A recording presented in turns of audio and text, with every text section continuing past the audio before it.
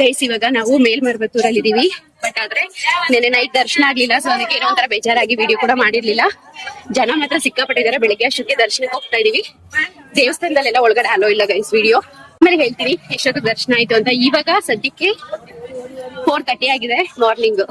So ಒಳಗಡೆ ಹೋಗ್ಬಿಟ್ಟು ಬರೋಷ್ಟು ಎಷ್ಟೊತ್ತಾಗುತ್ತೆ ಅಂತ ಹೇಳ್ತೀನಿ ಗೈಸ್. ನಮ್ ಪಾಪ ನೋಡಿ